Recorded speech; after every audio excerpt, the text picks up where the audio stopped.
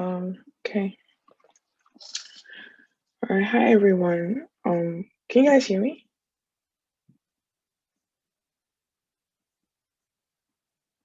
Okay.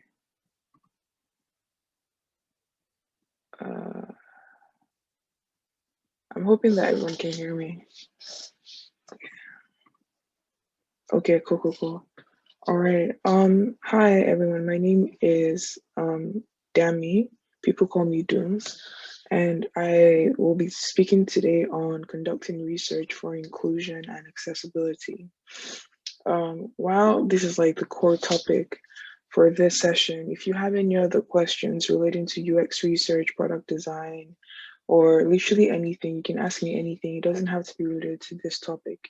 You can just keep it, and then at the end of the session, um, you get to ask me questions. So you can just ask me whatever question it is that you have concerning those things or those topics. So yeah, I'm sure everybody's wondering like, oh, who's this guy? Like, why should I listen to this guy? So I'm currently a user researcher at Webflow.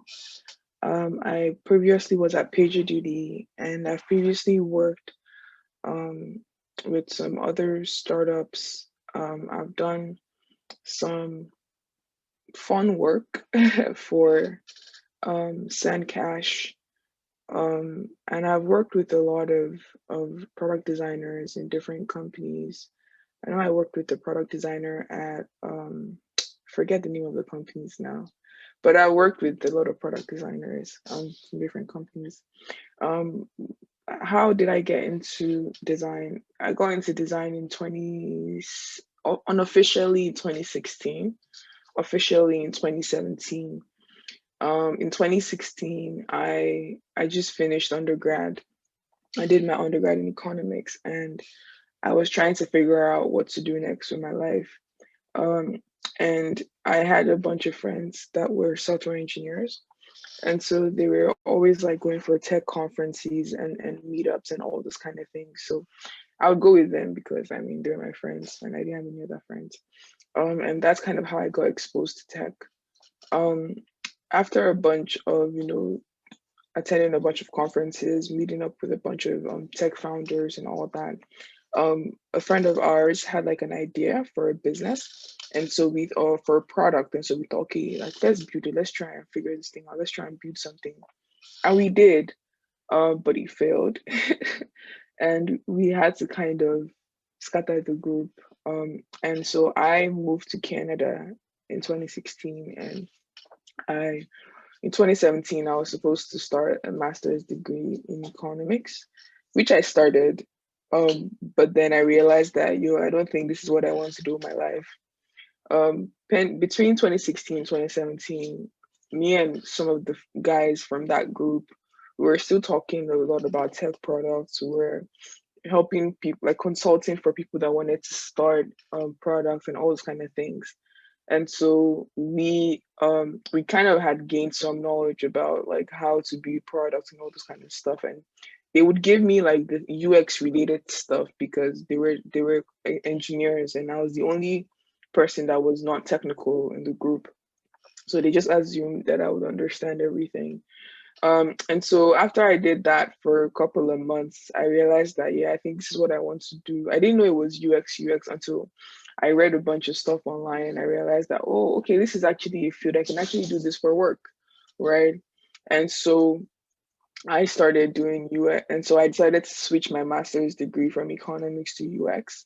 So I went to the University of Toronto. I did a master's degree in user experience design and information systems. I did that for 2 years. And while I was there, I was working with companies, consulting with people, and all that kind of stuff. Um, and so, yeah, like once I was done with that, I um, did some product design work. And then I got a bit bored, and then I decided to specialize into UX research because I mean, that was like my stronger suit. So I've been in UX for roughly 4-ish years, 5 years if you're counting 2016. And I spend a lot of time talking to people, helping people that want to start out, mentoring a bunch of people, and honestly just doing stuff to ensure that the design community is growing. I'm pretty active in the Nigerian design space, and so if you after this session, if you need anything, if you need help with anything, if you need some guidance on a project, just feel free to reach out to me. My Twitter handle will be at the end of the slides. So you can just like grab that and just, send me a DM. I'm usually very slow to respond to DMs on most days, but I will eventually respond to you. It's just a matter of time. So yeah, that's kind of a little bit about me, a little bit about how I got into UX, and a little bit about my experience. If you have any question about my experience, just take a note of it, and then we will come back to it once we're done with the session.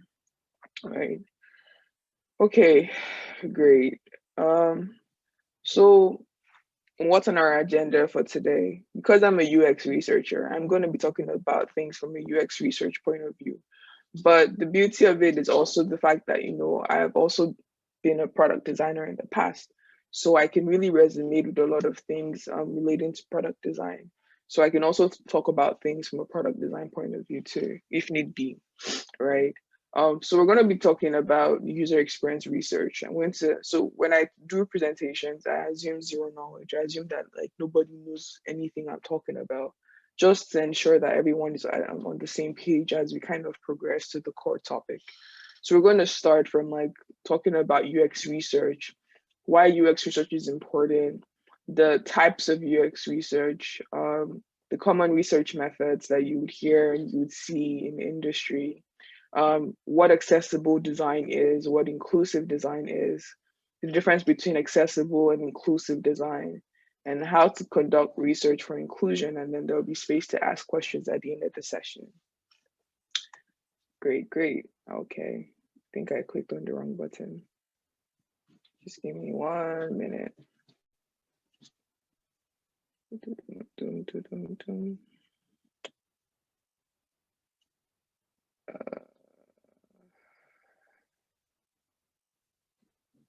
Okay, so let's start with user research. What is user research?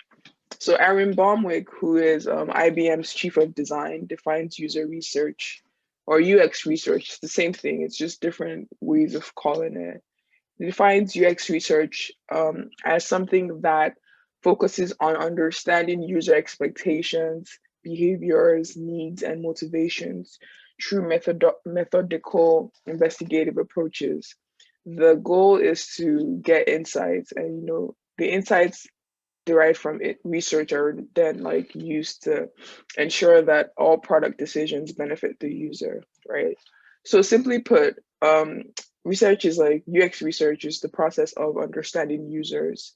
So users, aka the people, and understanding their problems by using various observation and feedback collection methods to test some hypotheses, assumptions, and some solutions also, and also to answer whatever questions that anyone has relating to research and create relating to the product, and to create usable and useful experiences, right?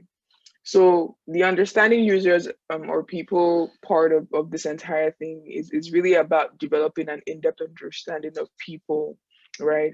And so this includes like, learning about like their needs, their behaviors, their constraints, their motivations, their preferences, their attitudes, basically everything and anything that you can learn about people, about why they behave the way they do, right?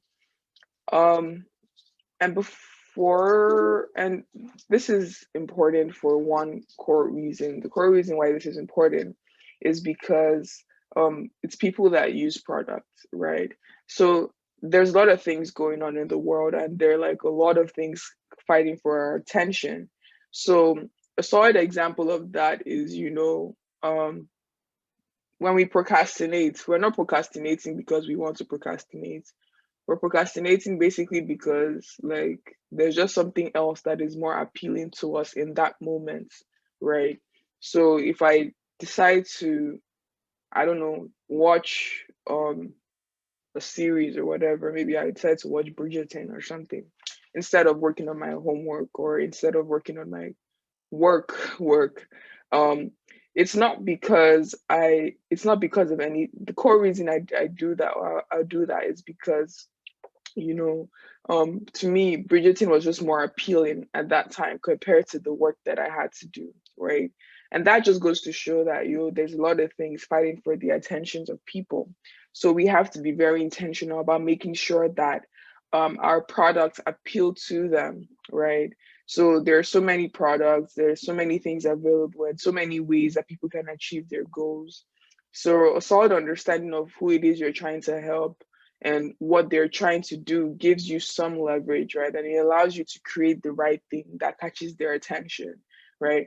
Think about um think about saving money. There are different ways you can save money. You can decide to go the way of Bitcoin and use buy coins, right? Or you can decide to go the way of, okay, let me just like invest my money, right? For investment, you can go the way of rice vest or bamboo, or you can go the way of piggy vest and carry wise, right?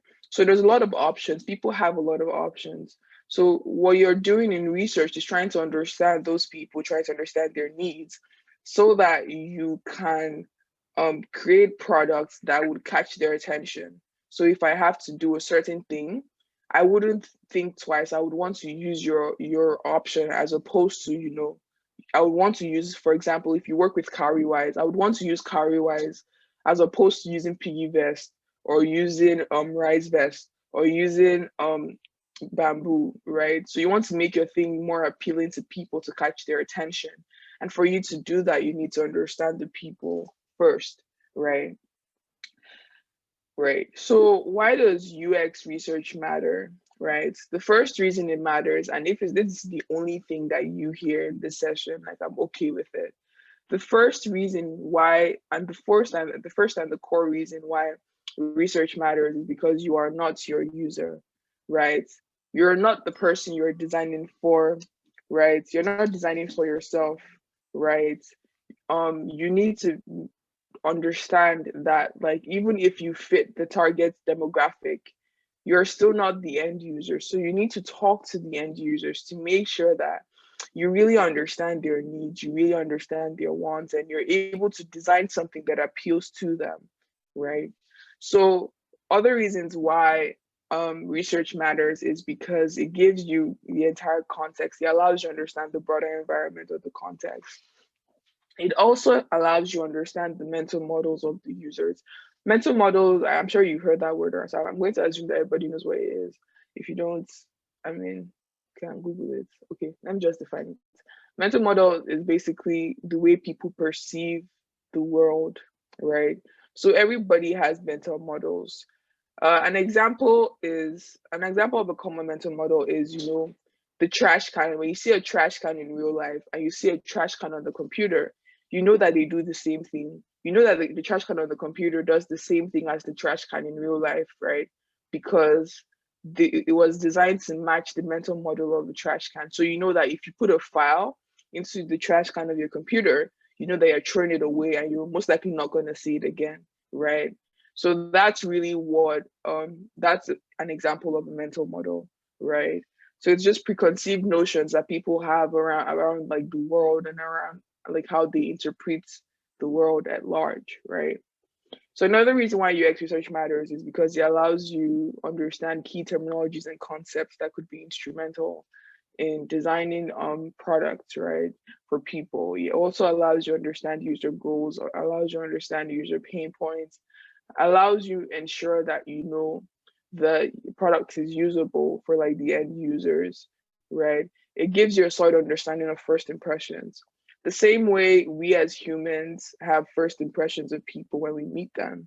It's the same way that people have first impressions of our product or our websites when they see them, right? So if you show somebody your website and you ask them a bunch of questions around their first impressions, they'll have something to say, right? Because we form first impressions really quickly, right? So having a solid understanding of the first impressions can really help you evaluate whether like you're doing what you're supposed to be doing or you're doing the right things, right? Then the next is, understanding the design work. Sorry. Then the next thing is understanding the design workflow, right? So that's basically how people move from point to point, right? The next is understanding the overall journey, right? And how they experience the journey. So you probably heard something called a customer journey map that shows the end-to-end process of how people go from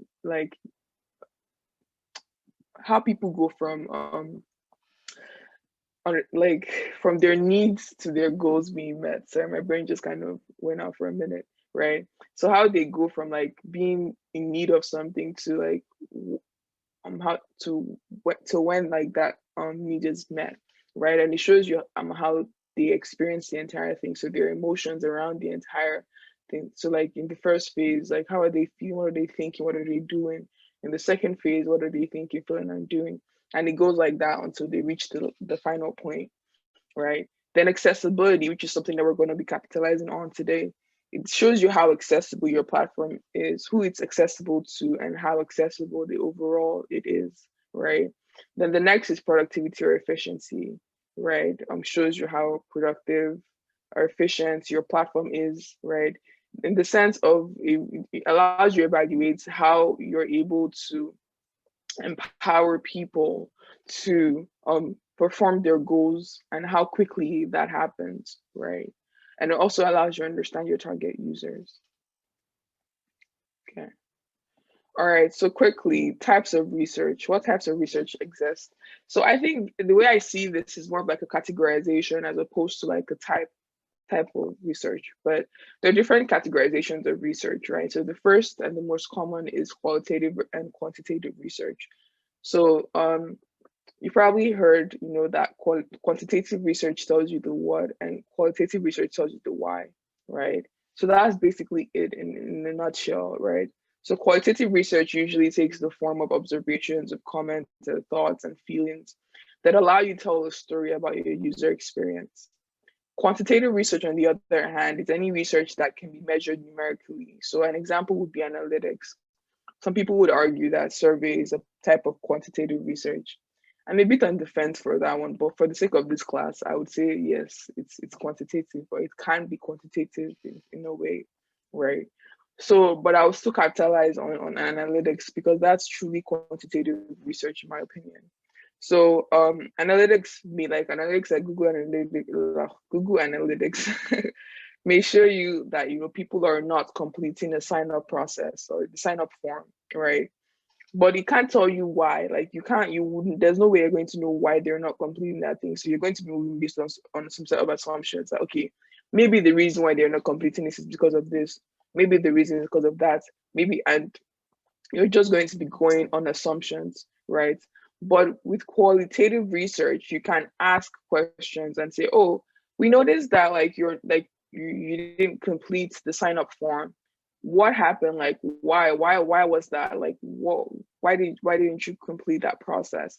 And then they'll be able to tell you that, hey, yeah, because like I don't know, it was really weird. It was asking me this very personal question, and I'm like, I don't think I want to put in that information. So I decided to, just stop the process. Or maybe I didn't understand the process. I thought I was done filling the form, but he told me that I had more forms to fill. And I was like, and it caught me by surprise. And I'm just like, this isn't worth it.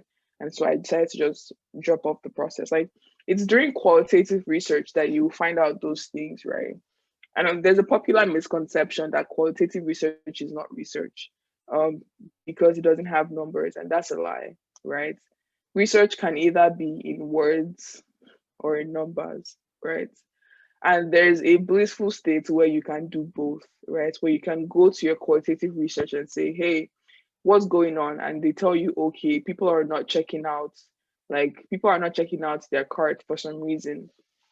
And then you go and you check and you speak to people and be like, hey, why are you guys not checking out your cart?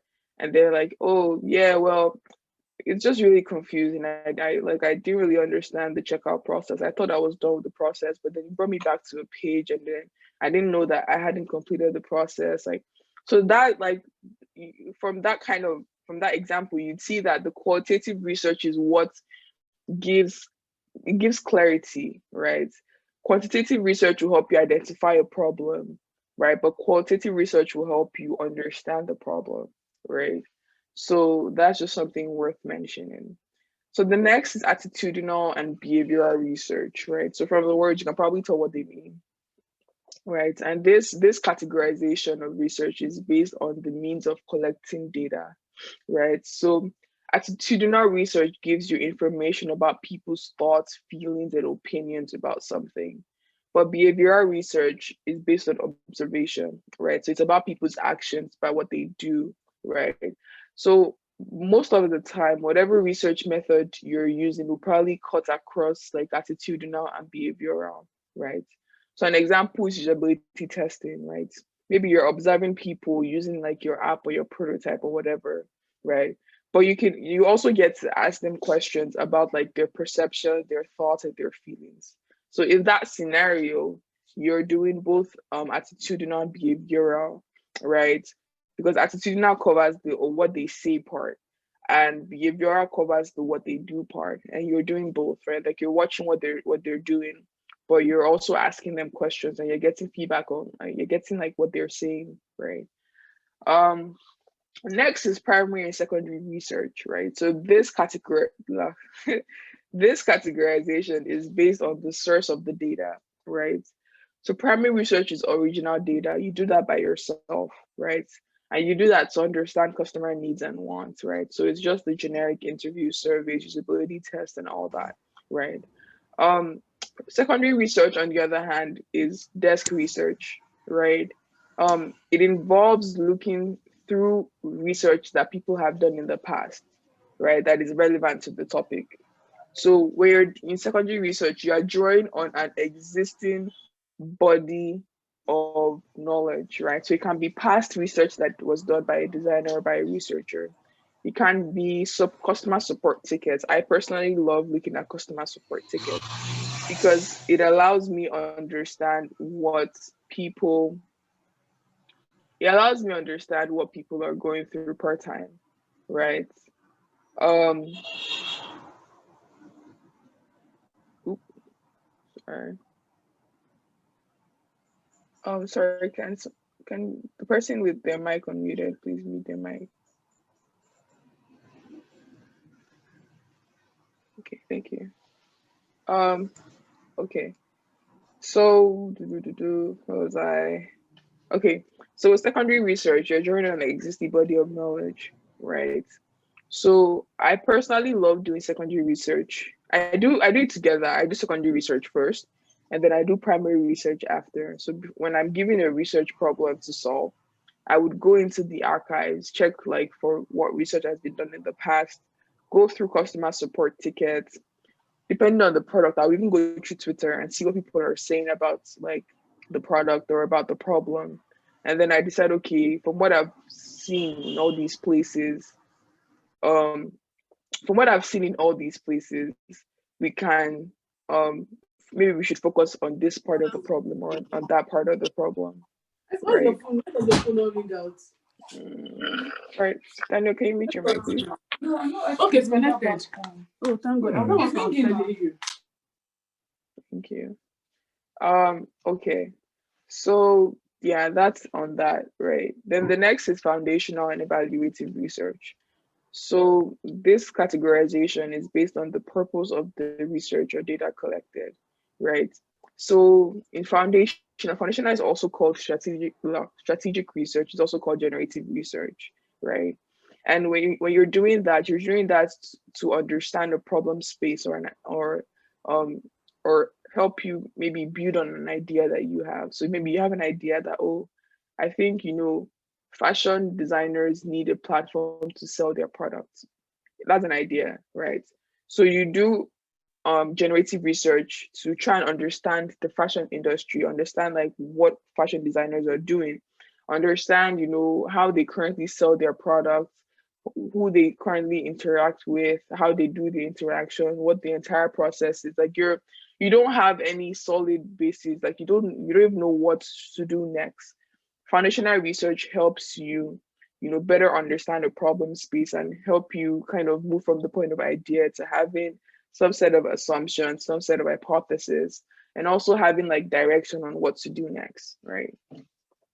Evaluative research, on the other hand, it's research that helps you test a product or feature, right? So you already have something, you've already built something, right?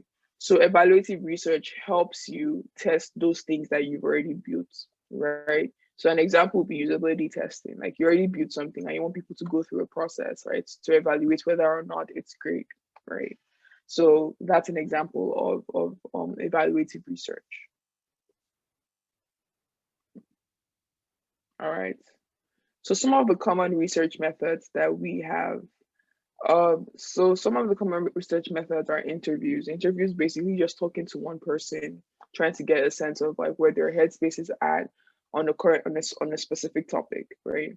The next is surveys. With surveys, what you're doing is you're just like, it's kind of like the way I see surveys, I see it as like an interview, but without the talking to people. So you're giving them like a form to fill with the questions that you have, and you're hoping that they will be able to respond to it with insights that can help you take a next step, right?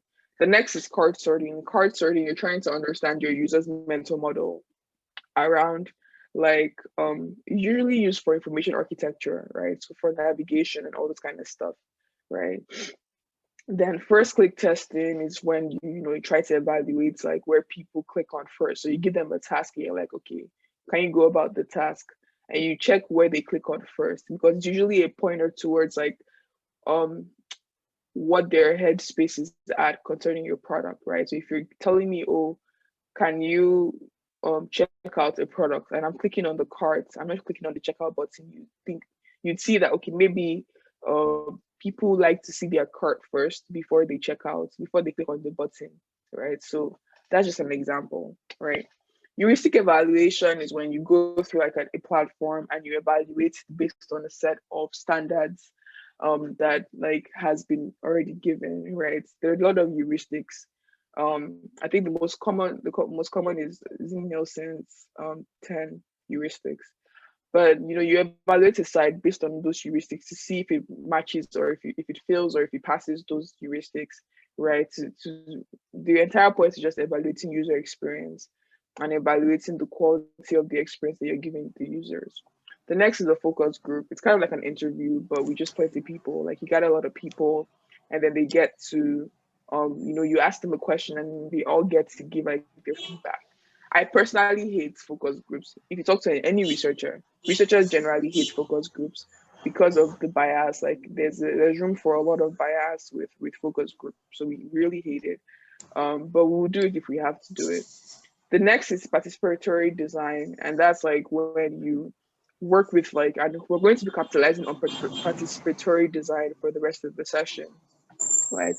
In participatory design, what you're doing is that you're working with your users to build the product, right? So you're working with your users to brainstorm, you're working with them to ensure that you're building the right thing, right? And it's very cool because like you're legit designing with your users, like you're sketching with them, getting their inputs, giving them some feedback, and you're just working together, right, to reach like a good product, right?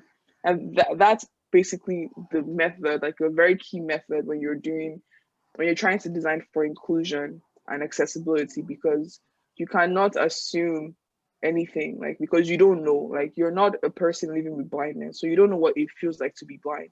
You can try to mimic the experience, but it won't be the same. So you have to design with somebody that actually has the lived experiences of living with blindness, right, to really understand how to design for them. The next is ethnographic research. It's basically just embedding yourself within a culture and learning from them, right? So an example was that when Spotify tried to when they were going to move to, I think it was the Philippines or Thailand or something, they did ethnographic research. So they sent some researchers to live there for a bit to understand the culture, understand how people interact with their space, and understand like what they can leverage on in building like their product, or in bringing their products to that economy or to that culture, because people have different cultures. Different cultures have different culture. The way I interact with something, the way people in Canada interact with something is different from the way people in um, America interact with some things. Is different from the way people in Cuba interact. So you have to, if you really want to capture markets when you make that move, you need to be able to understand that space. And that's something that Facebook also did really well, right? The next is cards. Okay, I think I put card sorting there twice. Let's skip that. The next is tree jack testing. It's kind of like a reverse card sorting, where you're again trying to understand the mental models of the people that use your product. And then the next is task analysis. You give people a bunch of tasks and you watch them go through the process, right? Um, then usability testing, where you evaluate, like you give them something, you give them like a prototype or whatever to test, to evaluate like the usability level of usability of that prototype, right? Okay, so let us talk about accessible design, right? Um, so accessibility refers to the practice of building digital content and applications that can be used by a wide range of people, including individuals who have visual, motor, auditory, speech, or cognitive disabilities, right? So accessible design is basically a design process in which the needs of people with disabilities are specific are specifically considered. Sorry, it's 6 o'clock here, and I think I'm just like, my brain hasn't woken up yet. Accessibility enables people with disabilities to perceive, understand, navigate, interact with, and contribute to the web. So that's really it in simple terms, right? It's basically just designing for a wide range of people, right? Especially those that have some visual, motor, auditory, speech, cognitive disabilities.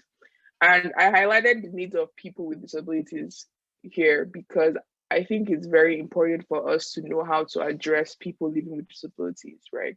So notice that I did not say disabled people, I didn't say blind people, I didn't say deaf people.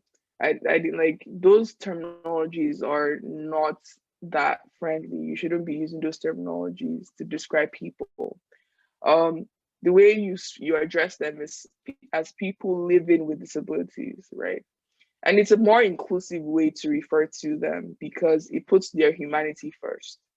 It makes them recognize that you put their humanity first before their disability, right? So you see them first as a human, and then as somebody that is living through some level of disability, right? And you're not seeing them through the lens of disability. So calling somebody a deaf person is like, oh, the person is first deaf. Like, person is just deaf. Like, that's like the first thing that comes, like that just resonates with them. Like, oh, deaf person is deaf, right? But if you say a person living with deafness, you're not saying, oh, this person is deaf. You just say, oh, this person is living with deafness. And it might sound dumb, it might sound weird, but um it goes a long way, right? Because when you've been living with some level of disability all your life, and people just tend to just capitalize on that disability, and that disability has excluded you from some experiences, it can be really really tricky, right? It can be very, like, I've seen a lot of people, I've been with a lot of people that are living with disabilities, and the way people treat them, the way people address them, the way people don't address them, and they just act like they're not there or they are not human, right? So being able to, empathize with them and, be sensitive towards them and, be very intentional about how you address them goes a very long way, right? So please, instead of saying disabled person, just say person living with disability. Instead of saying blind person, say person living with blindness. Instead of saying deaf person, say person living with deafness, right? So it sounds very dumb, but it goes a very long way, right? So yeah, the web is for everyone and anyone. A lot of our current products are designed for able-bodied people, right? And a lot of us don't consider people living with disabilities at all when we're making product decisions, right? Down from colors to font sizes and all those things that really, really matter. You think that color doesn't matter, right? But it does, right? You think your font size, you can just choose any font size. No, you can't. right? You shouldn't go lower than, I mean, it depends. If you're designing a web app, you shouldn't go lower than 14. Your font size should go lower than 14 or 16, right? Because like people living with disabilities might struggle. People with like visual disabilities might struggle to see those things, right? So make all those tiny things, seemingly tiny things, go a very long way, right? So in this session, I legit want to debunk everything you think you know you have about accessibility and inclusion in design, so that when you do go into the job market, not only would you have an edge over others, but you would also create better products that would make more people happy, right?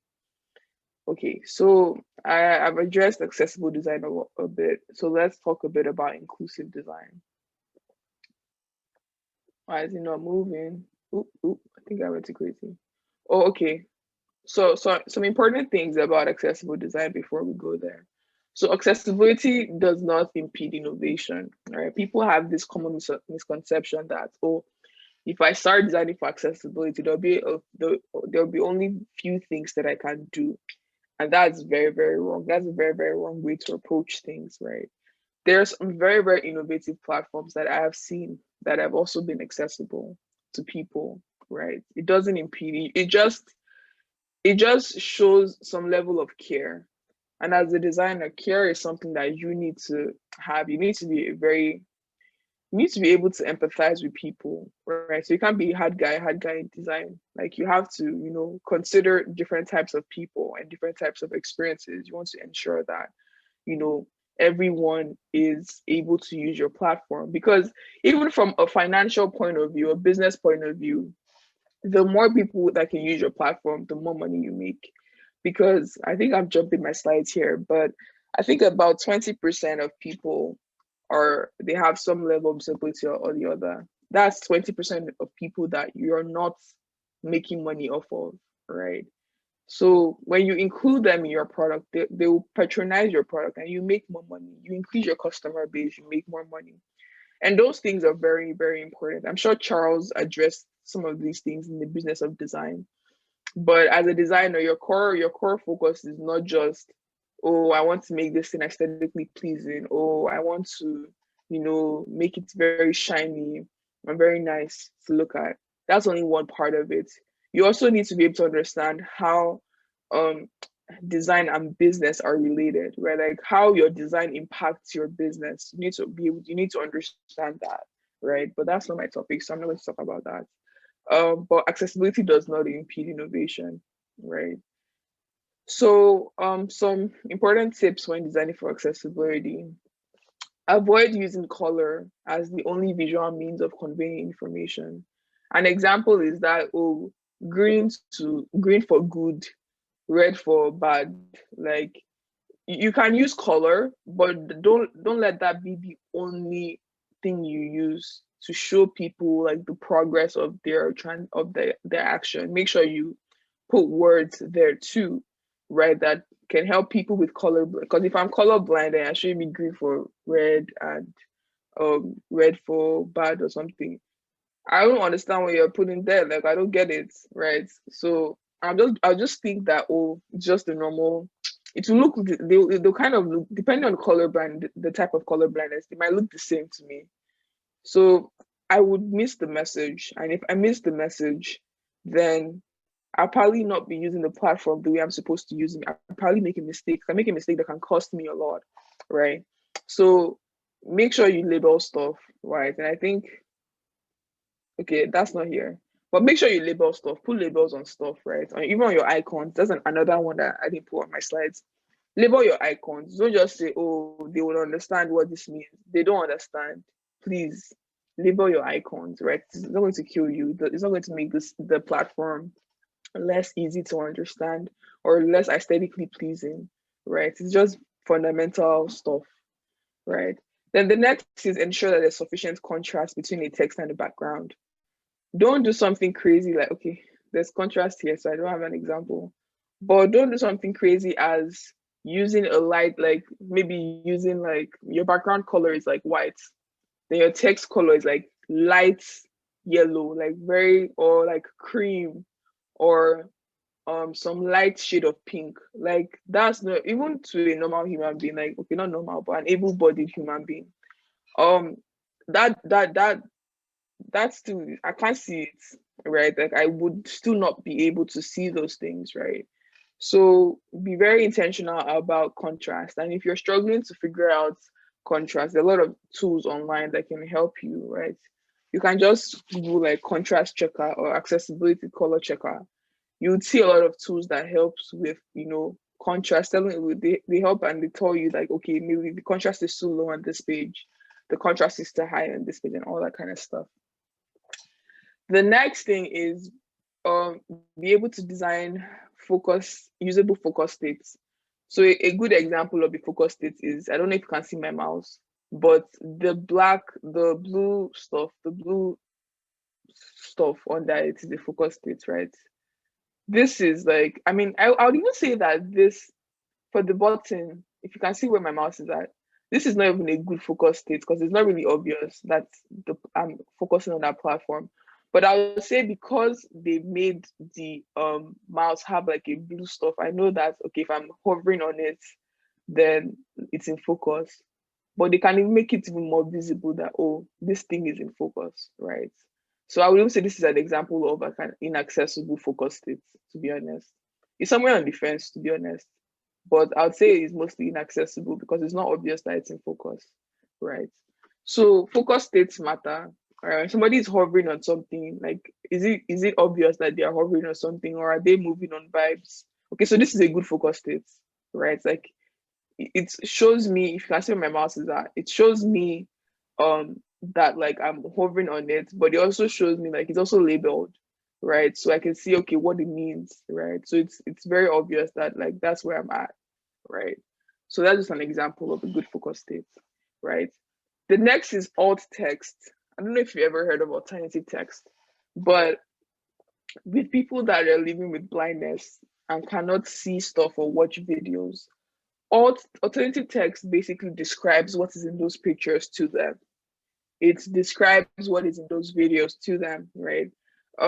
But for a platform like Instagram, right? The platform is not accessible.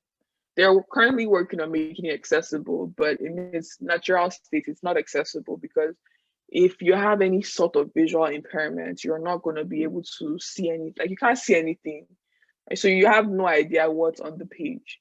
But alternative text will tell you that, oh, um, this is a white picture. This picture is white. There is a white stripe in the middle. There is two different staircases that are both white, and it has like some contrast here, or some darker contrast, like a shadow. It's more like a shadow type thing that adds contrast. Like it's really describes stuff to them, so they can't see, but at least they have some idea. And alt text, it's not perfect, but it's just a step in the right direction. Like just so the other person that cannot see at least has an idea of what is on the page. So I would encourage you guys today that if you're using Twitter or Instagram, there's a way to put in alt text, right?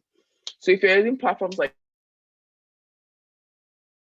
or a picture anywhere, please put in alt text, right? It's something that I'm also guilty of. I mean, because it's just very stressful. Like, why should I have to, right? But it goes a long way, right? So if you can, try your best to include alternative text because it helps people, right? The next is to support keyboard navigation. Does this platform support keyboard navigation? I don't know. I don't think so. I mean, it kind of does, but it doesn't have a focus state. So so because of the nature of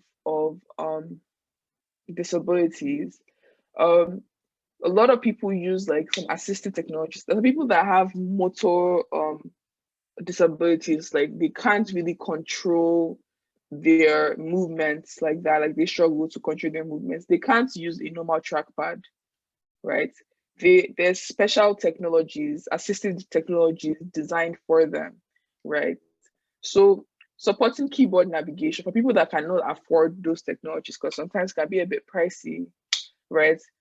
being able to support keyboard navigation helps. So can people go through your site end to end with a keyboard, with their keyboard, with the arrows on their keyboard?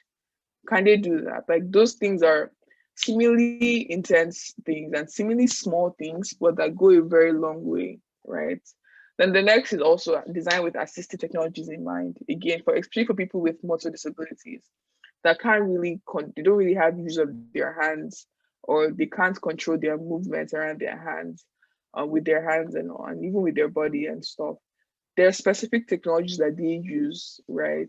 So being able to design with those technologies in mind, like being able to support those technologies when they use them, right? And for you to be able to do that, you need to have done tests with them, like done tests with those people that have motor disabilities, or done tests with assistive technologies, right? So those are some of the important things about accessibility. Okay, next is inclusive design. I feel like I've been talking forever. We're almost done.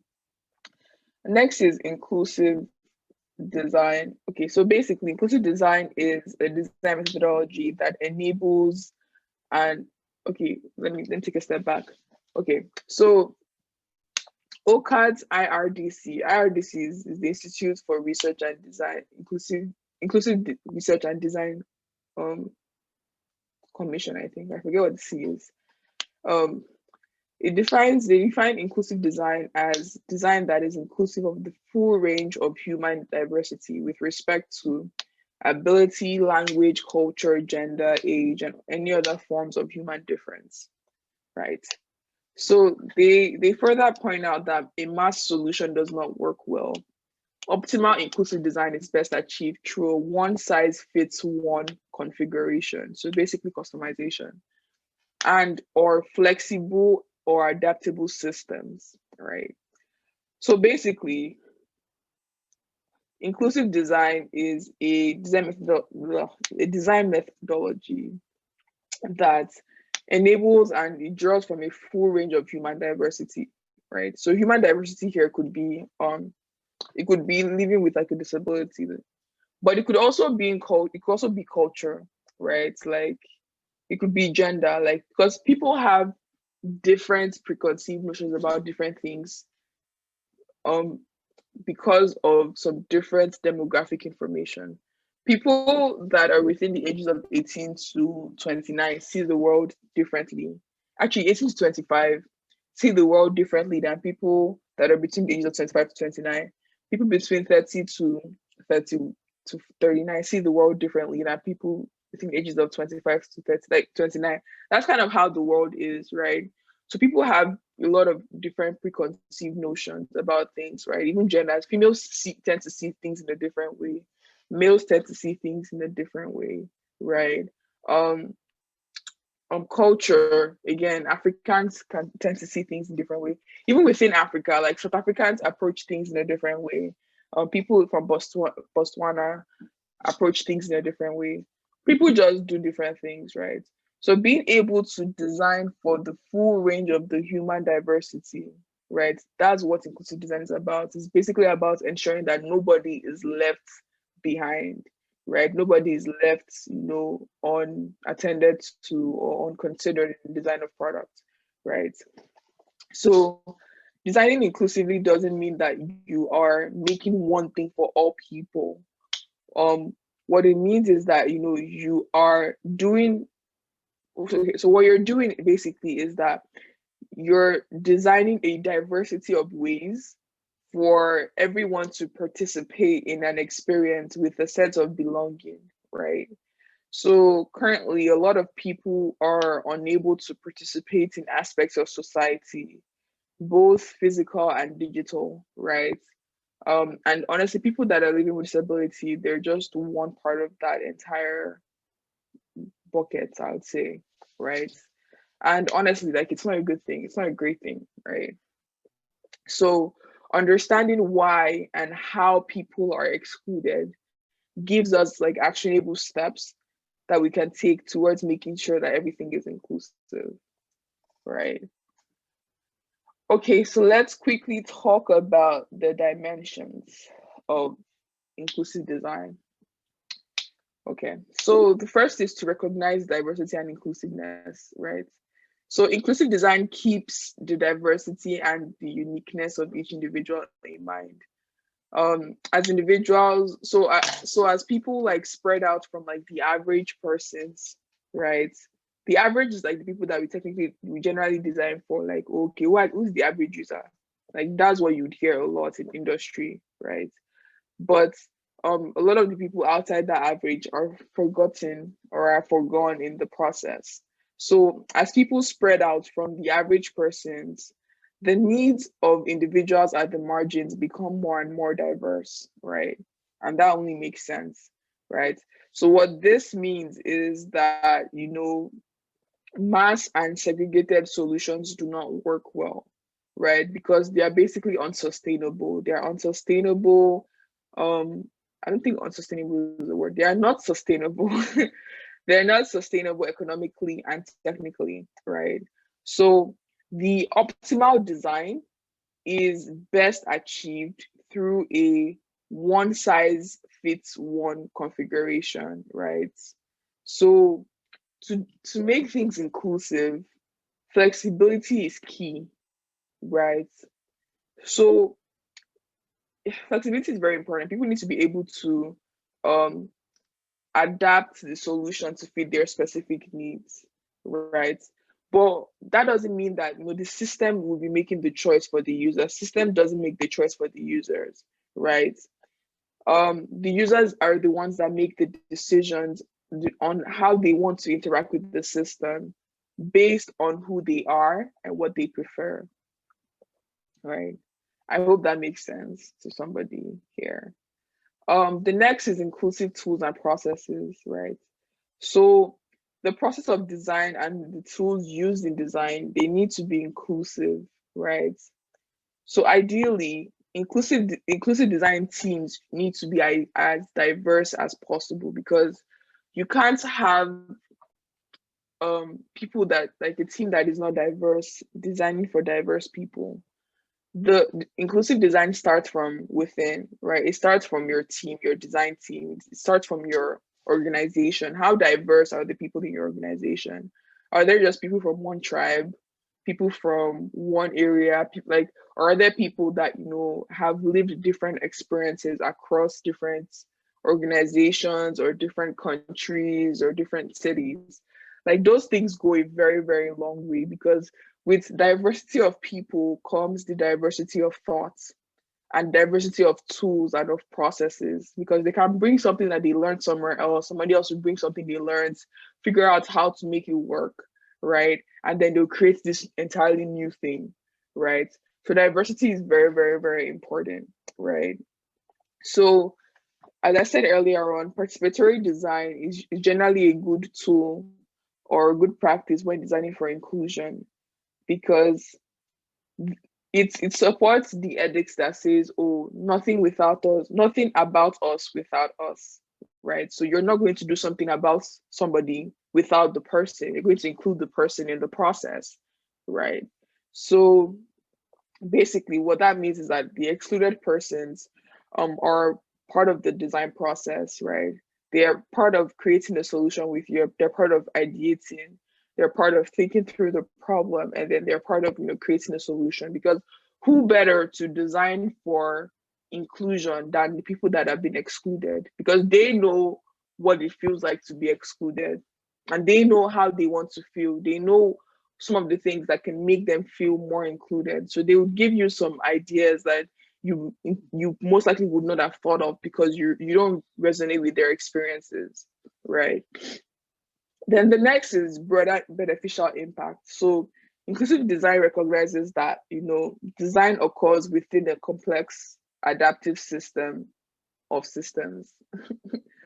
So no decision is made in isolation. Something always impacts the other, right? Um, and no intended change will survive without context, right? So your goal here is to trigger the virtuous cycle of inclusion. I don't know if you heard about the virtuous cycle of poverty, but what the virtuous cycle of poverty basically talks about is just that the poor will just continue to get poor, right? Very few people will be able to break out of that chain of poverty, right? But because if their parents were poor, if their grandparents were poor, then they are more likely to be poor, right? Because they don't have access to some of the opportunities and some of the things that would make them break out of that cycle. But some people would be able to break out of that cycle, but it won't be a lot of people, right? So with that idea is what they're kind of bringing into here, that it's a chain, like it has a chain effect, right? If you make things inclusive now, right, it continues to be inclusive. It's going to keep becoming inclusive and inclusive and inclusive and inclusive, right? Maybe some people would make exclusive things, but for the most part, a lot of the core things will be inclusive, right? So to design for inclusion, you need to consider the broader impact. You need to consider the long-term impact of the design, of the design decisions that you make. Yeah, cool. So next up, why is it not moving? All right. So what are some of the principles of inclusive design? So the first is provide comparable experience first, right? So ensure that your interface provides a comparable experience for all people, so people can accomplish tasks in a way that best suits their needs without undermining the quality of the content, right? So whether out of circumstance or out of choice or context, people are diverse. I think we've already established that, right? And as people use different approaches and tools to read and operate interfaces, what the interface offers each users should be comparable. It should be comparable in value, it should be comparable in quality, and it should be comparable in efficiency, right? So I should be able to, as an able-bodied person, use a platform, and then another person, maybe with disabilities, should be able to use that platform and have a similar experience to me, right? And maybe somebody else that is uneducated or not tech savvy should be able to use that platform and still have a similar experience to me, right? That's like the first principle of inclusion, right?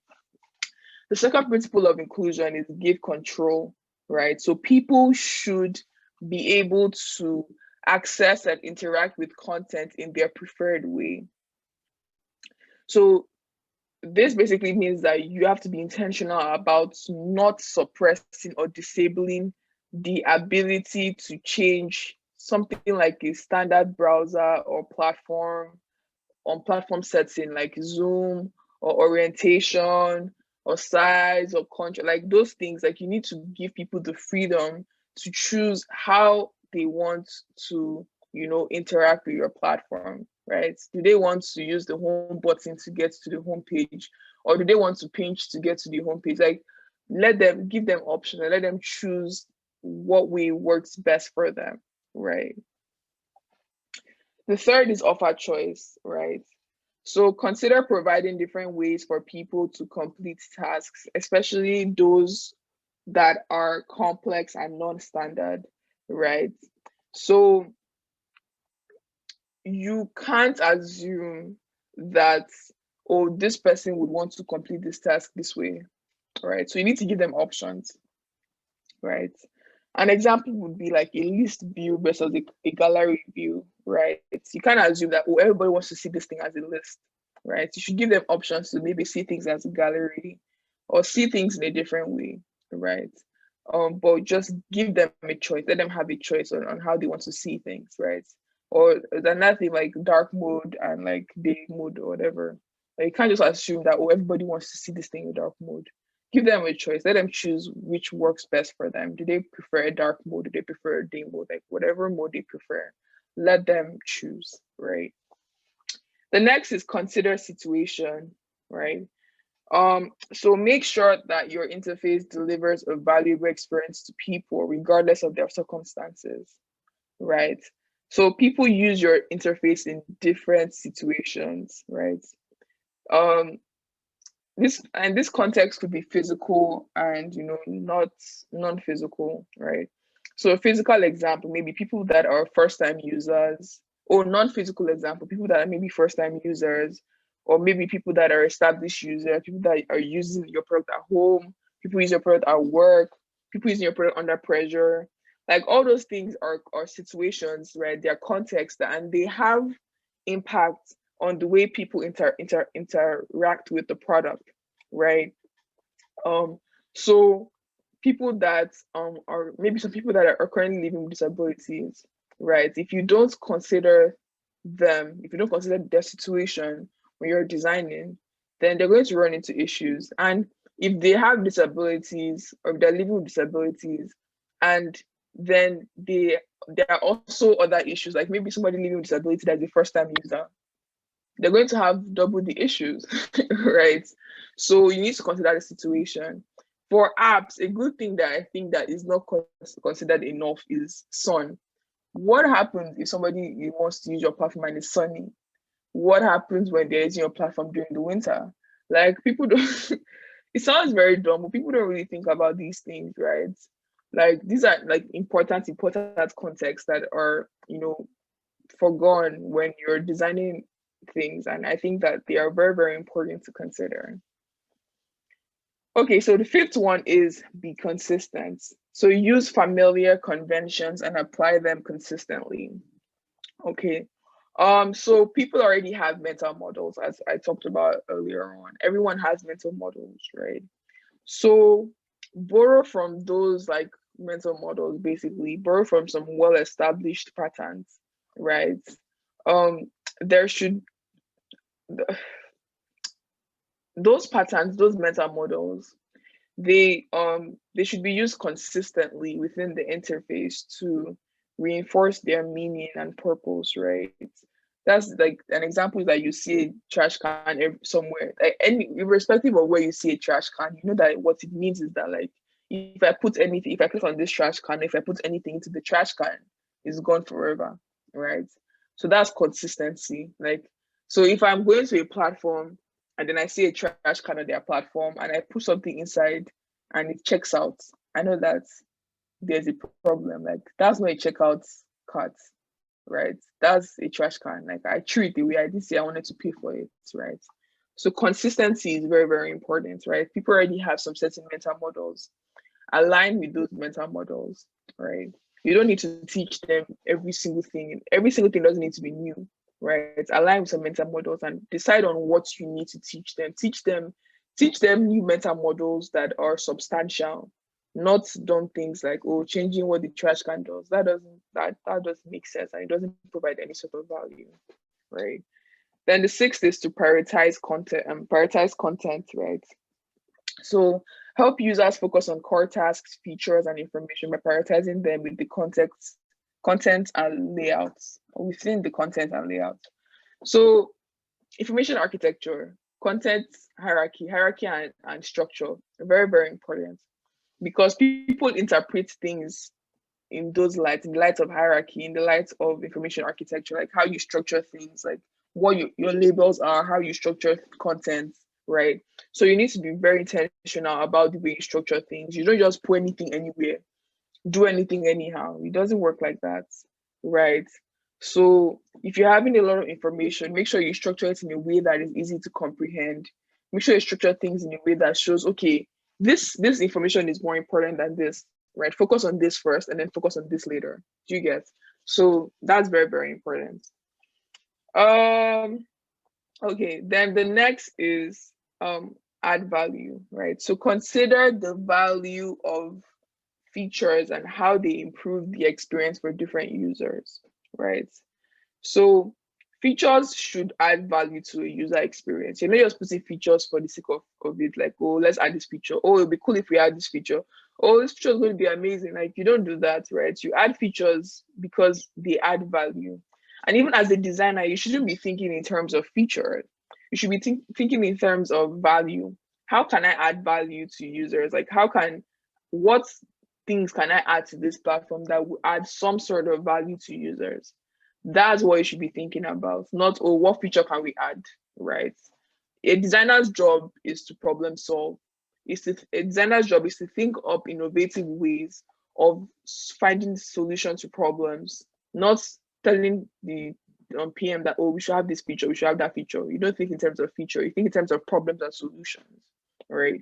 So whatever features that you're adding should add value to the user experience, right? Consider features like, voice, geolocation, camera, vibration, and all those other things, right? The platforms that, if you are going to have those features on your platform, like, they add value. Having those features on your phone, they add value. They're not just there because, oh, let's just throw in plenty features into this platform. Like, no, right? So add value always. Okay, so quickly, what is the difference between accessible design and inclusive design?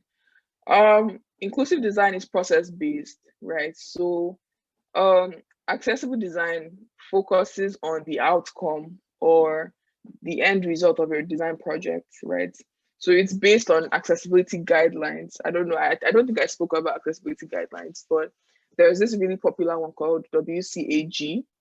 I think there's a new one, WCAG 2.1 or something, right? You update it from time to time. That gives you a list of the things that you need to consider and you need to do on your platform to make it accessible, right? So accessibility focuses on all those kind of things, and WCAG was actually written by the, I think, US government, yeah, right? So accessibility focuses on stuff like that, on those guidelines, right, published by like governments or industry groups, which aim to make sure that people with disabilities can access websites and other digital products effectively. Inclusive design, on the other hand, it's closely related to accessibility, but rather than focusing on the outcome, it's a methodology for how to approach design. I'm sure you've probably heard that from the way I described accessible design and then inclusive design, right? And that's why I spent more time on inclusive design, because, okay, that's the second part here, because accessible design is part of inclusive design, right? So inclusive design is a methodology for how to approach design. It's a process for creating design that can be used by a diverse group of people, right? So inclusive design and accessible design both focus on the idea that, disabilities happen, right? People have disabilities, but inclusive design recognizes that solutions that work for people with disabilities are likely to also work well for people that are in diverse circumstances. An example is, there are people that cannot use their hands, like they're, I think they're paralyzed in their hands or something. It's a disability, right? But do you know that when you are carrying bags, we are carrying bags on all your hands, you're carrying like 4 bags on one hand and 4 bags on the other hand, you are technically disabled. You are temporarily disabled because you cannot use your hands in that moment. Like, if you need to use your hands, you need to drop everything first and then use your hands and then carry everything back. Now imagine you're opening a door, like you need to open it, you need to go into a place, and you have all those things in your hands. You won't be able to open the door because you are temporarily disabled. You don't have the ability to open the door in that moment, right? So in that moment, you that do have hands, like you are that is able-bodied and has hands that work in other circumstances, and a person that has lost use of their hands, there's no difference between you guys in that particular moment. The difference only happens when you drop your bags and then you open the door and then maybe you carry everything inside one by one, right? But when you're carrying heavy things in both hands, Hi, Jerry. Jerry is one of our regular people. Yo, back up. Oh. Hi. Hi. Good afternoon. I think somebody is. I'm all right. Okay. I was like, what's happening? So in that moment, I forgot what I was saying. There's no difference between you and somebody that is suffering from disability, right?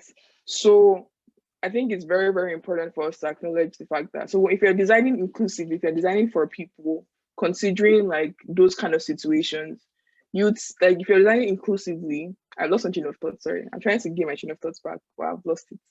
Let's just move on. Right. So okay, yeah. So recognizing that exclusion can happen to anyone in any circumstance is very, very, very important, right? Because it's very, very, very important because um like it allows you to really think about things holistically, right? It allows you to see that, okay, that designing for people with permanent disabilities is one thing, but like those solutions that you design for them would also be useful to able-bodied people that have temporary disabilities, or just useful to able-bodied people in all circumstances. So an example is in Canada, at least I know for Canada, we have these accessibility buttons that you can just push and then it opens a door for you. Like you push the button and then the door automatically opens and closes, right? I personally am able-bodied. I'm very able-bodied, but I use the button because it just takes off the wala of opening a door and closing it manually, like with efforts. Like you don't need to use effort, just press the button, you open the door, you walk in and it closes the door back, right? So that's an example of a solution that was designed to be inclusive. It was designed to be accessible. So accessible in the sense that, okay, it was specifically for people with disabilities, but it was designed in an inclusive way, in a way that anybody can access it and that benefits everyone. So if there's something that I want to capitalize on, is the fact that accessible design or inclusive design benefits everyone. If you're making things accessible, right? If you're making things inclusive, everyone tends to benefit from it too, right? Okay, so the next thing is that accessibility is one of the outcome of inclusive design. I think I've already talked about this, but I'll just go very real quick. So while inclusive design and accessibility are not the same thing, accessibility is one of the primary outcomes of an effective inclusive design process, right? So accessibility on its own will leave out a large section of the population who do not have a defined legal recognized disability, but they may have issues interacting with the interface, right? Based on a particular circumstance. So that was like the example that I gave, right? Of like, carrying things in your hands, or maybe carrying a baby and wanting to open a door versus like somebody that has lost use of their hands, right? In that circumstance, like both of you are the same, right? So inclusive design actively seeks out those diverse situations, right, which include disabilities and aims to address them. So that's the difference, right? Okay, so I'm sure you guys are wondering, this is really cool stuff you talked about. Why should I care about these things? You should care because as designers, we pride ourselves in being user-centric, right? But very, very few people talk about human centricity, about being human-centric, right? User-centeredness, in user-centeredness, we're putting the role of the user first, right? But in human-centeredness, we put the humanity of the users first, and then we put the function of being a user second. So we design to appeal to their emotions and to their humanity first, and then we design for like a role or a function, right? And that's like something that I personally talk a lot about, right? It's very, very, very, very important for you to focus more on being human-centric than user-centric. Because in being user-centric, you're only focusing on the function of being a user. In being human-centric, you're focusing on their humanity, and focusing on their humanity allows you to capture the function. The function of being a user is only one part of that entire equation, right? So being user-centric, being human-centric allows you to capture them being a user, them being a human, them being a user, and more, right? So it's more widespread as opposed to user centricity, right? So and I think it's a very, very, I think we need to ask ourselves as designers, like how many times have you thought of a user as a human being, right? How many times have you actually thought about the humanity, about the emotions they feel, the struggles they face, the challenges they go through as humans? How many times have you actually thought of that, right? It's something that needs to be at the back of your mind every single time you're designing the solution, right? You need to factor those things into the design of products and into the design of things in general, right? So when you're being user-centered, your focus is on what the users need to achieve as relates to your product. But when you're being human-centered, you're thinking about what their needs are as humans and what your product can do to help them live better lives. Because your product is only one part of their entire human experience, right? And those things are two different things. I digress. But the entire point of the long story is that, accessibility is humanity, inclusion is humanity, right? And I talked about how, from a business standpoint, being inclusive can yield more profits, right? Because about 20% of people are living with disabilities, right? But even that amount, that's like a very few number of the people that are being excluded, right? When we're designing products, we're looking for what the top 50% says. Like you're trying to get feedback from the top 50%. You're neglecting the top 60%, I would say, at least 55, 60%. You're neglecting the bottom 45, 40%. Imagine if you're able to find a way to to include 30% of those people. That's more money. That's almost that's a lot of money for your business, right? So inclusion goes a very, very long way.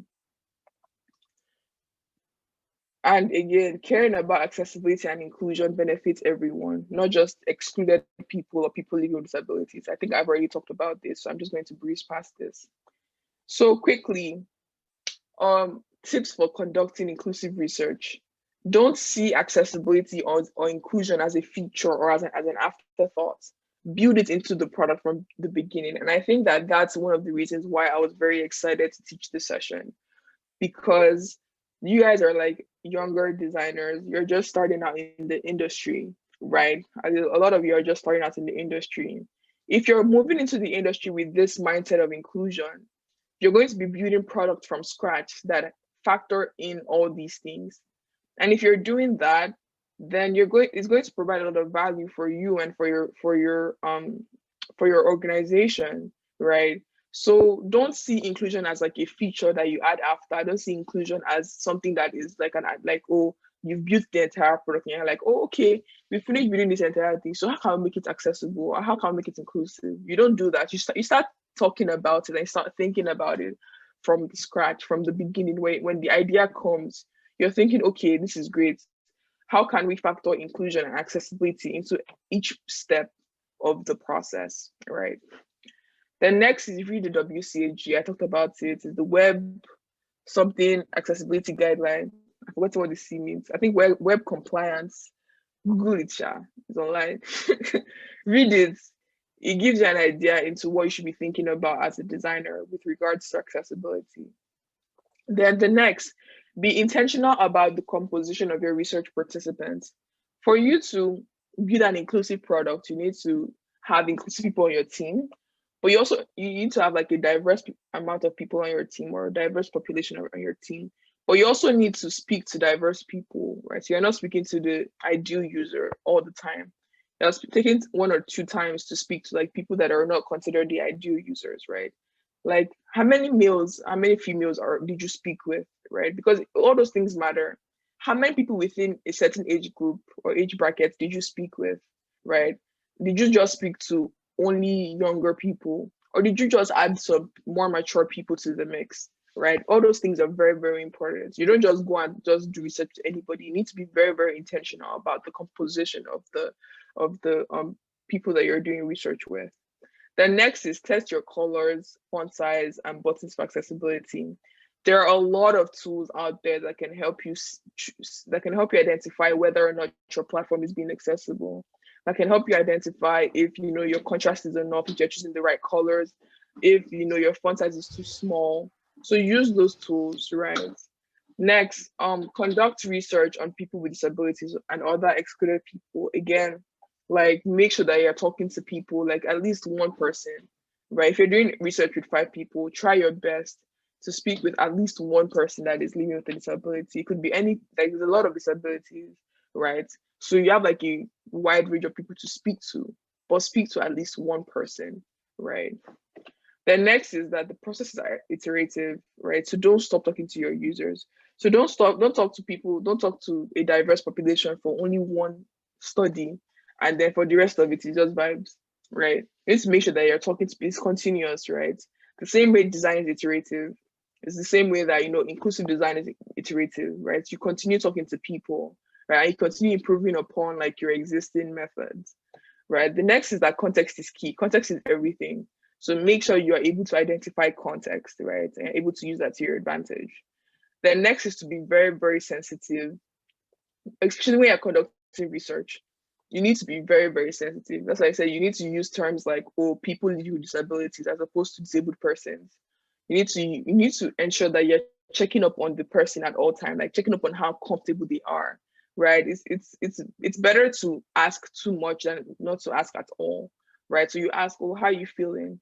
And you tell them, okay, you know that at any point you can choose to end this session and you'll be paid. You don't need to feel like you need to follow through to the end of this research session. Like you can leave at any time you want. Just let me know, right?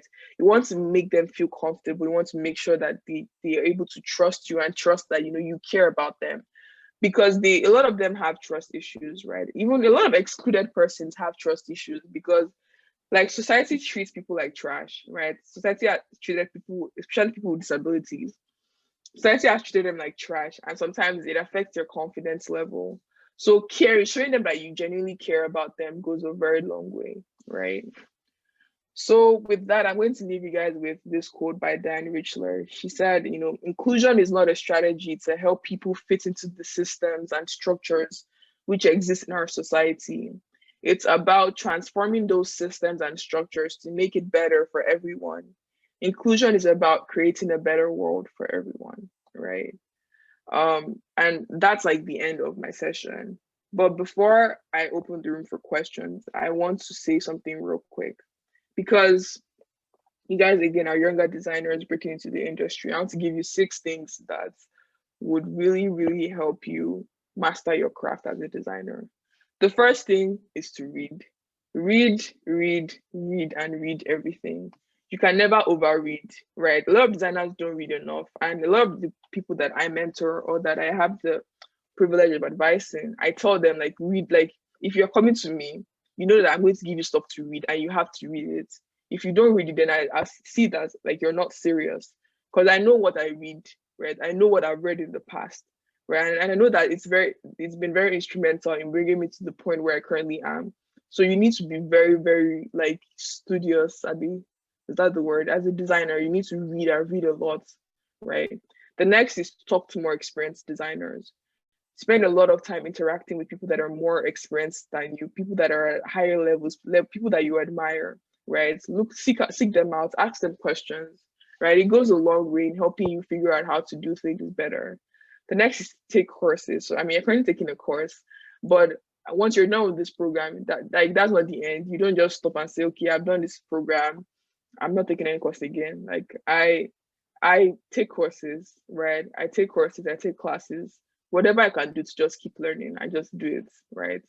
The next is to find design mentors. So find people that can help you out, find more experienced designers that can help you, that can mentor you through the process, that can help you become a better designer, basically. Then 5th is to share your work. Share your work, post it on Twitter, post it on Instagram, post it on Dribble.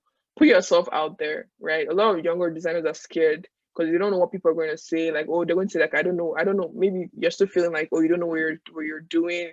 You still feel a bit uncomfortable. Like it's okay. Like it's okay to feel like that, but you can't stay there. You need to start putting yourself out there, post your work, get feedback from people on Twitter, get feedback from people on Dribble, on Behance.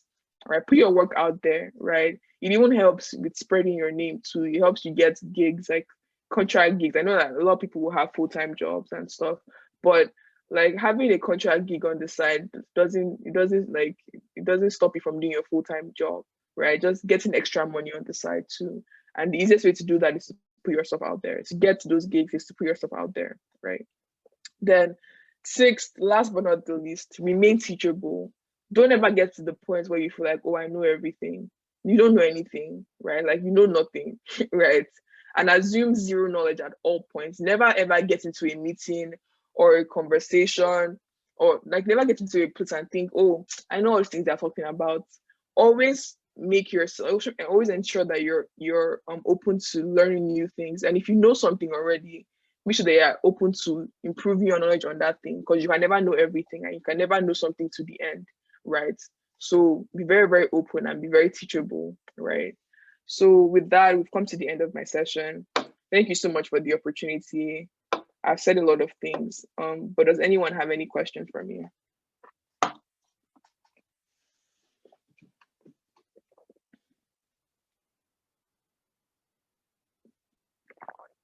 So quiet. No one has any questions? Good afternoon. Hi, Abel. I wanted to ask about about the issue of your users, the people living with and color blindness or something. Like, how do you improve that? Like, that's like a major issue. Is it that there are like colors we use that are neutral that works for everybody, or is it that when you finish designing, you said there are tools we can use to check the contrast and all of that? I don't know. How do you improve Yeah, that? How do you? very bad question. So there are actually tools that you can use. There are tools that you can use for different, because there are different types of, I think there are like 5 types of color blindness, but there's some very neutral colors. So what you're trying to do is that like you're trying to make sure that the colors have some contrast, even with their color blindness. So they can see that, okay, these two things are different colors, right? So there are tools online that you can use that show you, okay, this is how somebody that has, I know there's a color blindness called protanopia, right? These are somebody that has the protanopia would see it. These are somebody that has this type of color blindness will see it, right? So you can just evaluate that, okay, there's enough contrast for them to know that these two things are two separate things, right? So you put your color palettes or your designs, like you put your designs through those platforms, like you upload a picture and to show you that, okay, this is how people with color blindness see it. And so you can evaluate that, okay, it's looking like okay, this one doesn't have enough contrast. Maybe I need to choose another color that has better contrast, right? Or I need to choose another color that, is different, right? That allows them understand what I'm trying to say, right? I don't know if that answers your question, but basically you just use different tools online. Yeah, thank you. Yeah, okay. Thank you. Yeah. Does anyone have any other questions?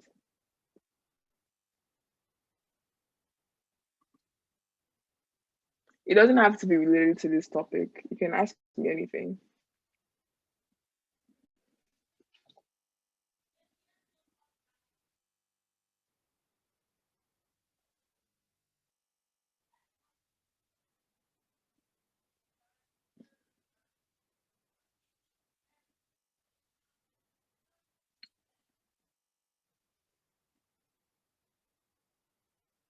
Some of the tools. Okay.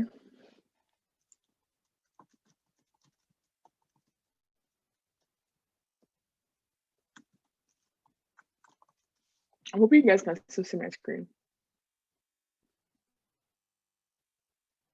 So again, like if you just go online, you find tools, right? There's Stark for Sketch, Color Oracle. If you go on Figma too, there are a bunch of these things that show you that, that show you the blah blah blah blah blah blah blah blah, right? I think I've used this one in the past, right? So it shows you. Can you guys see my screen? I hope you guys can see my screen. Yes, I can. Yeah. So if you just put in like a color, let's see, I say the background for my listing is 783DF8. Okay. Nah, let's do 6737. Yeah, okay. And then I'm saying, so it shows me that, okay, 68% of people with regular vision can see this. For protanopia, which is a type of protonormally, which is a type of color blindness, only 1.3% of people. This is what they're going to see. This is what they'll see, and it's good enough. Like the contrast is fine. People with low vision, this is what they're going to see. When there's sun, this is what people will see. When it's on night mode, this is what they're going to see. So it's not that bad. I can still go with this color, right? But if I now want to do F0D, that's not even that bad. Yes. Okay. So see, it says fail up there because this is ridiculous. Even I, like, my eye is fading as I'm looking at it, right? Like, this is what people with regular vision will see. People with like see fail, right? So it helps you know that, okay, and if you're going too low on text, like if I change it to 9 4D, see, it's back to AA, right? So there's different types, there's different rating. There's A, there's AA, there's AAA, right? AA is good enough, to be honest, right? A is even, depending on it, A is good enough, right? So it shows you like what they see. So for people with cataracts, it will fail for them. For people with low vision, it will fail for them. For sunlight, it fails. Night mode, it fails. So I have to change it. D, it's E. This also, it fails for everything. 6 5 E F U 7. Okay, that's actually not a good decision. 0 0 E F D 4. That's also a bad decision. Why am I getting all these weird codes? B A goddamn. Okay. Let me just use the slider. Right. So as you play with things, so this is AA, right? People with cataract can also see it, right? So as you play with color codes, you find something, right? If you need to choose like a darker shade, like then you choose it, right? So this is AAA, right? So these tools are public and they're free and they're available. There are even some tools that will allow you post like your designs, and then this is not it, man. Some tools that will allow you post your designs like up and to show you how people would view it, right? I hope that answers that question. Yes, Somebody asked. Okay, thank you. I'm glad. Somebody asked, what's the difference between UI, UX, and product design? Nothing. There's no difference. It's just English. That's just it, right? A product designer is supposed to, the same skill set for a UI, UX designer is the same skill set for a product design. What happens in the industry is that because this is still like a relatively newer industry, there is no standardized title. Like, you know, the way like for HR is more older industry. So you know that, you know, if you hear recruiter, if you hear HR specialist, you know that, okay, you're talking about somebody that hires people. But because of the way the world is and how new the industry is, it's a bit challenging finding like a unified term, right? Like for research, for user researcher now, like there are different titles. There's a design researcher, there's design strategist, there's user strategist, user researcher, there's UX researcher. Like everything is English. It still means the same thing. Like the job title is the same. So there's no difference. Does anyone else have any questions? You can just private message me the question if you don't want to ask it publicly.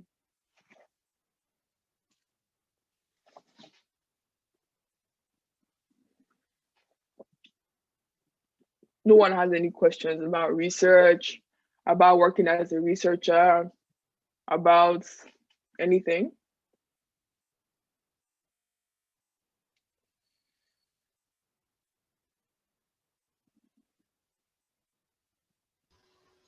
Hi, Dos.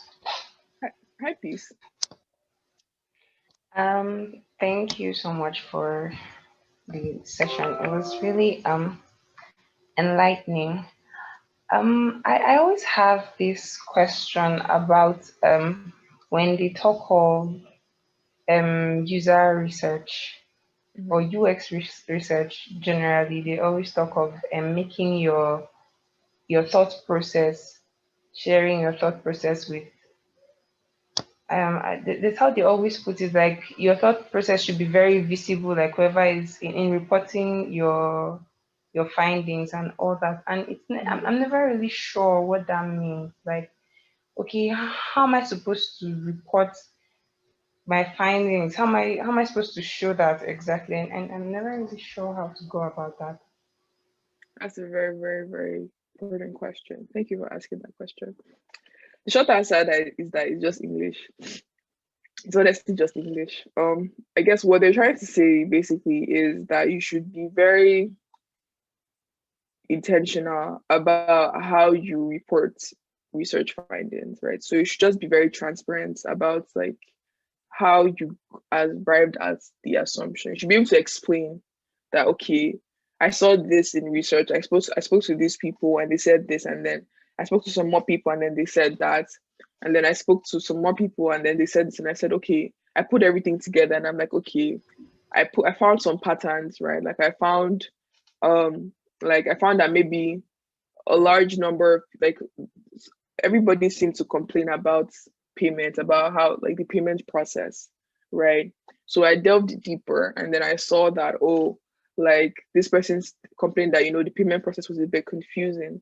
The other person said, that like she doesn't really understand um how to pay for stuff, that she struggles to, understand how to pay for stuff. The other person said, oh, that the payment process is really tricky, that whenever he gets to that point of the process, he just always like gives up, or he just has to motivate himself to move through the process, like those things. So you identified those things, and so you thought, okay, it seems like our payment problem process might have a problem. Maybe if we can maybe invest more in simplifying the process or making it clearer, it can help people, it can help our users go through the process with ease. That's just an example, right? But in that process, I kind of showed you how I got there. Like I talked to people, I found this and that, and then I was able to pull out this insight, and then from that insight I was able to give you a direction on what to focus on, or what you should spend some time considering, right? So that's really what they mean by transparency. Just ensure that you're very clear about like your process. Like you're like, okay, so you're not just fabricating anything from anywhere, right? Like you're actually like you went through like a very strategic process to get there. You show them how you made the connections in your head, how it makes sense to you, and how that's informed product decision, right? That's basically what they mean. It's just English. People just like speaking English. It's not that serious. I hope that does that answer your question. It does. Thank you so much. Yeah, I'm glad. Okay. So if nobody else has any questions, I think we can call it a day. Last call, nobody has any questions. No one?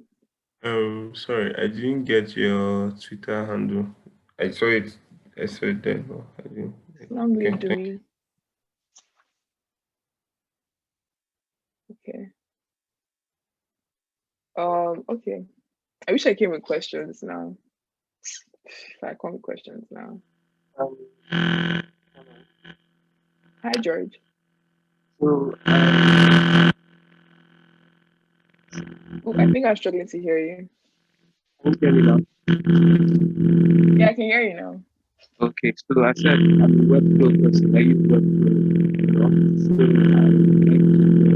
So What? I only heard I'm a webful person. yeah. Sorry. So I want to know what it's like. Well, I can't hear you. Can you type? I think there's like a background. There's like a noise in the background that's preventing me from hearing you. So I was saying, what's it like working out webflow? Oh, it's pretty cool. People are pretty chill. Like, yeah, it's really chill. Like, I like it because it's a smaller company.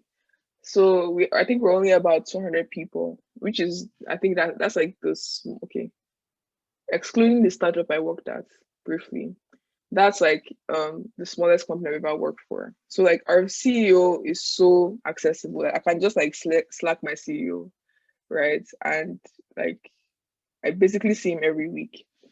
Outside that, Webflow is very, very design oriented. So it's very fun work because everybody in the team, even people that are not part of the design team, they have some art or design experience, right?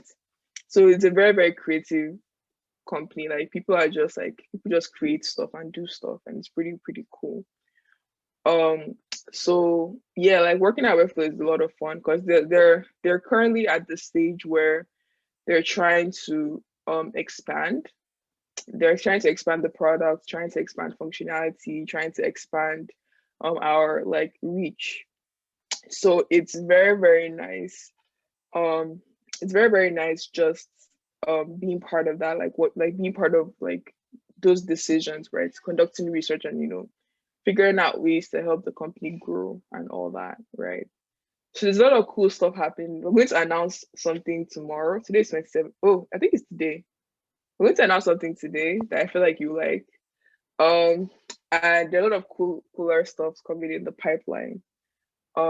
So yeah, I hope that answers your question. I don't know how to articulate that, but the summary is that it's a lot of fun, and it's very, very, yeah. Sorry, so for like e-commerce, yeah, I'm just hoping, I'm throwing this in there, I'm just hoping we'll see like a payments gateway for us that use Webflow in Africa. So with Stripe, we can't do that with Stripe. Yeah, we can't do that with Stripe at the moment. Yeah. That's a very valid point. Let me take note of that. Thank you for bringing that up. I can bring that up in our. Oh, is that my Slack? Love. I'm gonna share our company secrets. I'll actually take note of that, and I'll talk to the lead designer about that today. I think we're having a meeting today, so I'll speak with him about that. Thank you for bringing that up. That's very valid. Yeah, thank you. Okay, so I'm just taking notes.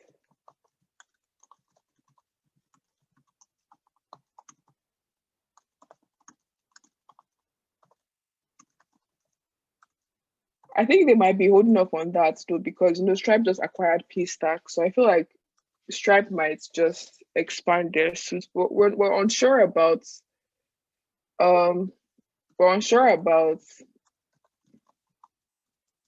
Africa. We're unsure about where like what Stripe is currently trying to do and where they're going to take like Paystack to.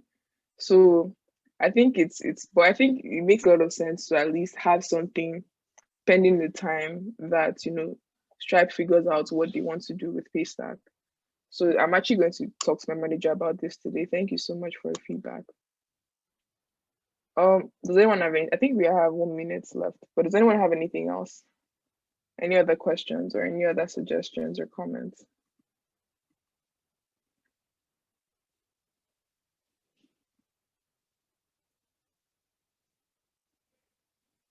Okay. If no one has anything, then I think we can call it a day. Thank you so much for the opportunity. I really had a lot of fun preparing for this and giving the talk.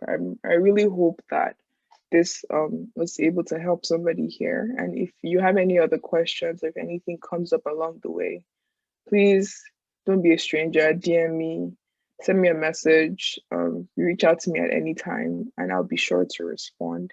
I really wish you guys all the best, man. I'm really excited for you guys, and yeah, I wish you guys all the best.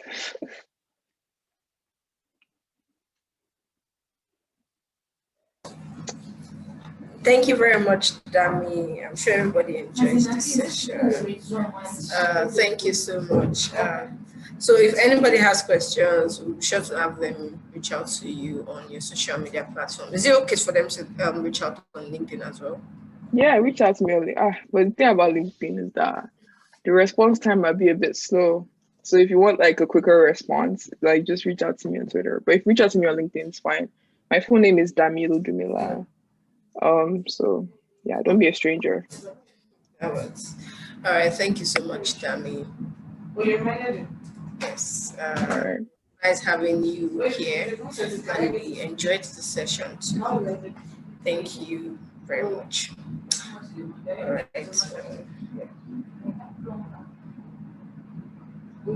All right, everyone. Thank you for joining the call. I think this brings us to the end of the session. Bye, everyone. So we'll be sure to get the slides from Dami and share with everyone. Enjoy the rest of the day. Bye.